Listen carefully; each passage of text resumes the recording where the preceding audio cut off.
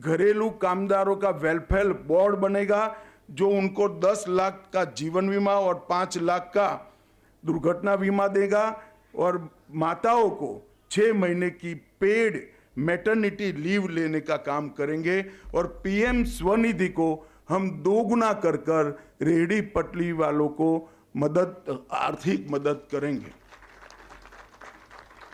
अब मैं आज जो नए घोषणा पत्र के मुद्दे हैं वो आपको बताना चाहता हूं।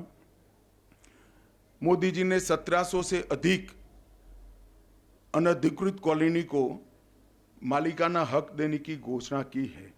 अब उसमें किसी को निर्माण करने की परमिशन नहीं थी, खरीद या बेचने की परमिशन नहीं थी। अब ये लोगों को संपूर्ण मालिकाना हक देकर मिनिस्ट्री ऑफ हाउसिंग के नियमों से, दिल्ली के बायलॉज के हिसाब से कंस्ट्रक्शन की पूरा तो ये सभी भेड़ बकरी पालकर लाखों रुपए कमा रहे हैं। क्या आप भी इनसे सीखना चाहते हैं? तो अभी डाउनलोड करें फ्रीडम ऐप।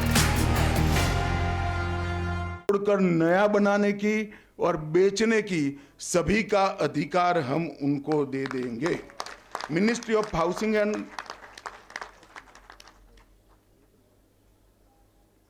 13,000 दुकानें दिल्ली में सील पड़ी है। हमने कुछ अधिवक्ताओं के साथ बैठकर इसका कानूनी रास्ता निकाला है। हम एक न्यायिक प्राधिकरण बनाकर इसको 6 महीने के अंदर सारी दुकानों को रीओपन करने का हम काम करेंगे।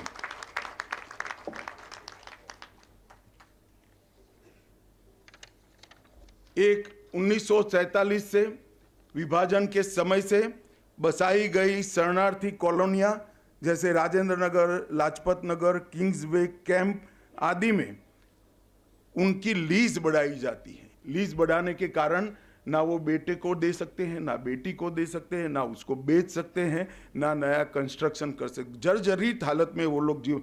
हमें सभी को, शरणार्थी जो आए हैं पाकिस्तान से, वो सभी को ये जो कॉलोनियों में जो जगह उनको दी गई है लीज पर, उसका मालिक बनाने का काम पहले ही कैबिनेट में हम कर देंगे। एलएनडीओ के स्वामित्व वाले मार्केट को भी फ्री होल्ड करने का काम भारतीय जनता पार्टी की सरकार करेगी, और इसको नीचे तक परकोलेट कर समयबद्ध, चरणबद्ध उसका इम्प्लीमेंटेशन हम फिक्स करेंगे। सभी गीग वर्कर्स जो यहाँ पर काम कर रहे हैं दिल्ली में, इसके लिए गीग वर्कर्स वेलफेयर बोर्ड बनाएंगे, और वो वेलफेयर बोर्ड 10 लाख तक का जीवन बीमा और 5 लाख तक का दुर्घटना बीमा सभी गीग वर्कर्स का सुनिश्चित करेगा। उच्च शिक्षा प्राप्त करने वाले सभी बच्चों को, गीग वर्कर्स के बच्चों को छात्रवृत्ति और वाहन बीमा भी प्रदान करने का काम भारतीय जनता पार्टी की सरकार करेगी। टेक्सटाइल वर्कर के लिए भी यही फॉर्मूला, 10 लाख का जीवन बीमा, 5 लाख का दुर्घटना बीमा और बच्चों को लाभ हम देंगे। श्रमिकों को कौशल्य उन्नयन टूल किट के लिए 10,000 रुपये की वित्तीय सहायता हम देंगे, और पंजीकृत श्रमिकों को 3 लाख तक का स्किल और उनके बिजनेस बढ़ाने के लिए लोन देंगे। श्रमिकों को 5 लाख तक का दुर्घटना बीमा भी देंगे, और दिल्ली के युवाओं को 50,000 सरकारी नौकरियां ट्रांसपेरेंट तरीके से, किसी भ्रष्टाचार के बगैर, और 20 लाख स्वरोजगार पैदा कर युवाओं को हम रोजगार देने का काम करेंगे। 20,000 करोड़ के निवेश के माध्यम से इंटीग्रेटेड पब्लिक ट्रांसपोर्ट नेटवर्क बनाएंगे, और 13,000 बसों को ई बस में कन्वर्ट कर 100% ई bus city Bharatiya Janata party की सरकार बनाएगी। टूरिज्म को बढ़ावा देने के लिए महाभारत कॉरिडोर उत्तर प्रदेश और हरियाणा सरकार के साथ मिलकर कराएंगे, और साबरमती रिवर फ्रंट की तर्ज पर यमुना रिवर फ्रंट का विकास हम करेंगे। और केजरीवाल जी को भी मैं निमंत्रण देना चाहता हूं, हमारी सरकार बन जाए उसके 3 साल बाद परिवार के साथ डुबकी लगा देना भैया, यमुना को हम स्वच्छ भी कर देंगे। हम मैन्युअल स्कैवेजिंग को 100% समाप्त कर कर ये मानवीय दुर्व्यवहार को भी हम पूरा करेंगे। मित्रों, देश भर में जहां जहां चुनाव आया और देश की जनता ने, राज्यों की जनता ने नरेंद्र मोदी जी के नेतृत्व में हमें भारतीय जनता पार्टी को मैंडेट दिया, वहां डबल इंजन सरकारों ने देश भर में हर राज्य को बदलने का काम किया है।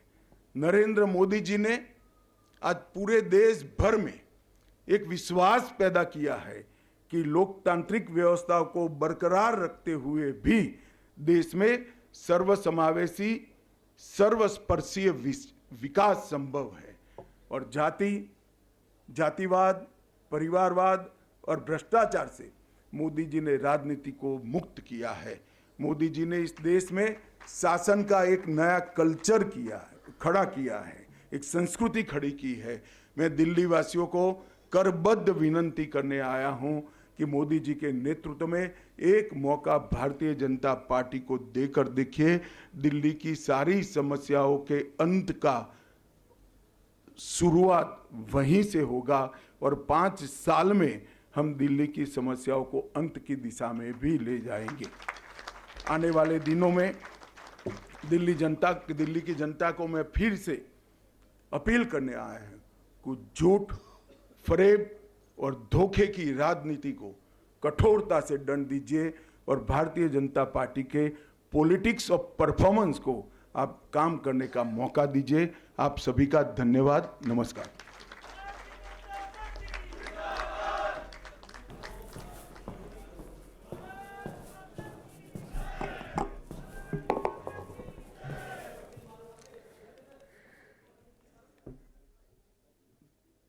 दिल्ली भारतीय जनता